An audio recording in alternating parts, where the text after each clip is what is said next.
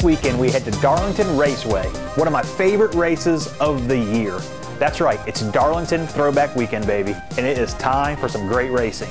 And it's so cool to see so many teams honor the legends of NASCAR. And the best thing for us at Lionel Racing, that means great diecast that we get to offer to our fans, and that you can still pre-order from LionelRacing.com or your local dealers. Beginning with Michael McDowell, whose car will commemorate Alan Quickey's 1986 rookie season with this awesome Darlington throwback.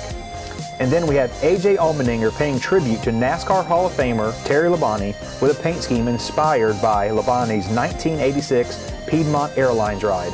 Then we'll have Ray Hendrick's famous Flying 11 that will be the inspiration of Denny Hamlin's Darlington machine this year. Then we'll have Austin Dillon and Ryan Newman both honoring the great Dale Earnhardt with 2 replicas of his legendary Wrangler ride. Next, we have Joey Logano's paint scheme for the official throwback weekend of NASCAR, celebrating Shell's acquisition of Pennzoil in 2002. Next, Kevin Harvick will head for the mountains of Busch Beer in a ride that brings back the brand's 1980s Black Stallion. Then, Ty Dillon will try to master the track that's too tough to tame in a car that honors Johnny Rutherford's iconic black and gold Chevrolet from 1963. Next up, a Bobby Allison 1980s classic is the inspiration for Matt DiBenedetto's Keen Parts throwback ride. Then, Clint Bowyer will pedal the number 14 Carolina Ford Dealers Ford Fusion in a nod to Mark Martin's classic 1980s paint scheme of the same name. Then, BK Racing driver Corey LaJoie will honor the late Davey Allison with a Dr. Pepper paint scheme reminiscent of Allison's 1984 and 1985 ride. Then, Ryan Blaney will drive Kyle Petty's 1987 paint scheme in this weekend's Bojangles Southern 500. Next up, a Lowe's truck from 1986 was the catalyst behind Jimmy Johnson's Darlington throwback ride. Then, Chase Elliott keeps it all in the family with his tribute to his dad, Bill Elliott, his first paint scheme in NASCAR's Premier Series. Then, in his last Darlington start, Dale Earnhardt Jr. brings back one of the most important paint schemes of his career, his old AC Delco from 1998 and 1999. Next, Brad Keselowski brings back Midnight, one of Rusty Wallace's most famous paint schemes. Then, Eric Almirola celebrates the King's 80th birthday with a landmark Richard Petty paint scheme, the 1984 STP car that Petty drove to his 200th win at Daytona. Next, Casey Kane brings a fan favorite back to life with his nod to Hendrick Motorsports' Levi Garrett car that Jeff Bodine drove from 1985 to 1989. Then, Cole Custer honors NASCAR Xfinity Series legend Sam Ard with his 00 Ford Mustang. Next up, William Byron pays tribute to the late Ricky Hendrick in this Liberty University Chevrolet Camaro. And last but not least, the life and legacy of the late Davey Allison will be honored by Eric Jones as he takes the track in deco inspired by one of Allison's 1989 race cars. You can order this great car and all the other ones from LionelRacing.com or your local dealers.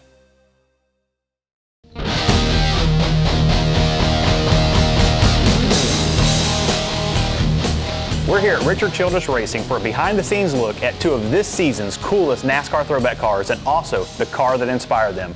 30 years ago on Sunday, September 6, 1987, Dale Earnhardt drove his famous number 3 Wrangler Chevrolet to win at the track that's too tough to tame. I'm so excited because I'm standing here next to the car that took Earnhardt to victory that day for his first Southern 500 win, including legendary gas man and friend of Dale Sr., Chocolate Myers. So Chocolate, can you tell us what did it mean to win Dale Sr.'s first Southern 500 that day at Darlington? Well, I got to be honest with you, it's a special place. The Southern 500, it was special back then.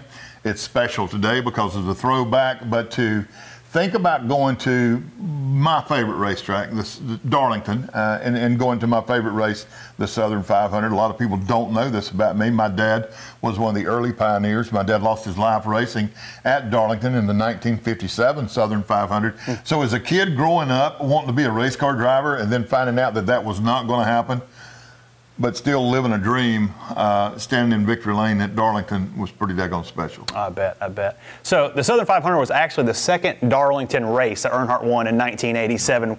When you guys, were you guys thinking about getting out the broom back then during that victory, or did that even come up or anything like that? No, we were thinking about getting back home and going to work. You know, things were so different then. We worked a lot. We tested a lot. We had a very core group of people. We didn't have that many people, so you won the race, you went to Victory Lane, you celebrated, you loaded up, you came home. Sometimes you came back to work because if the car was really a good car, you may want to race it again the next week. So we worked a lot harder than we played back in those days.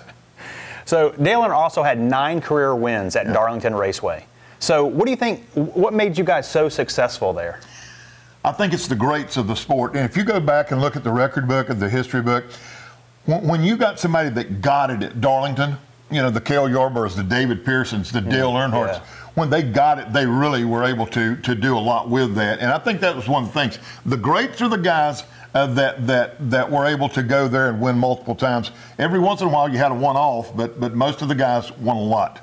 Well, speaking of Darlington and throwback, did you guys give any input to the team as to what to drive for Darlington on Austin and Ryan's car for this year?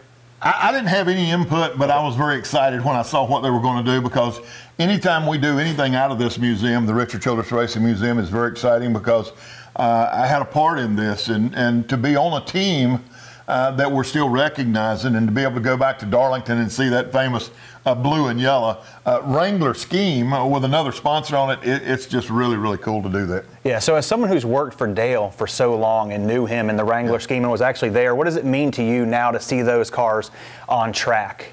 That will be this weekend. Yeah. Well, it kind of throws you back, you know, and that's what it is, the throwback weekend. 30 years ago, we were able to do something. 30 years ago, I was working at Richard Childress Racing, the same place I'm working today. It is just a special, special time to go and know that we did something so cool 30 years ago that people are still talking about it today. Still today. That's really cool. But you know what? That's what we want to do next. We want to go check out Austin Dillon's number 3 and Ryan Newman's number 31 in the shop. So let's go check them out. We're here on the shop floor at Richard Childress Racing as the team is getting their throwback cars ready for Darlington. The RCR crew did an incredible job on these cars. Both Austin Dillon's number 3 American Ethanol Chevrolet and Ryan Newman's number 31 Caterpillar Chevy. And just spot on with the blue and yellow cars and the old school look of the original. This is the way you do a throwback. These cars are going to look amazing on track at Darlington, and we cannot wait to see them take the green flag. We're also super excited to offer both these die-cast cars. Both Austin Dillon's throwback and Ryan Newman's throwback die-cast can still be ordered for your collection today. These awesome die-cast replicas are 2 of this year's hottest throwback paint schemes at Darlington this year, and you can still order them now at LionRacing.com, at store.rcrracing.com, or through your local authorized Lion Racing dealer.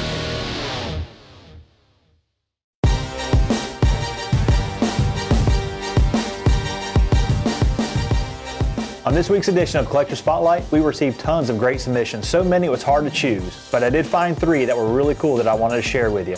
Beginning with Thomas Selby. He's got 3 rookie cars that are proudly placed in his collection. They're really hard to find. It's David Stremme, Aaron Crocker, and Landon Castle. Great cars there, Thomas. And next up we have Cameron Richardson, who sent this in via Twitter. It's a 2009 Jeff Gordon Texas Race Win version, and it's the autographed edition. He says it is the prized possession in his entire collection, and it's super rare. Great car there, Cameron. And the final collector spotlight for this week is from Tyler Sarf.